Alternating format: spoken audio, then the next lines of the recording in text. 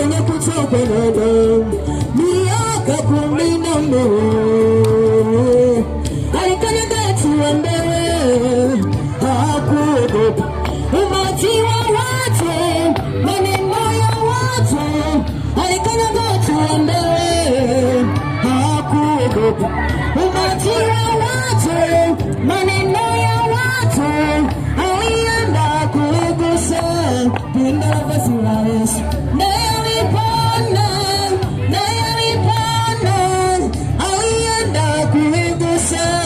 pinda la vazi la Yesu naye alipona Simoni wa Petro kwa imani aliacha nyavu zake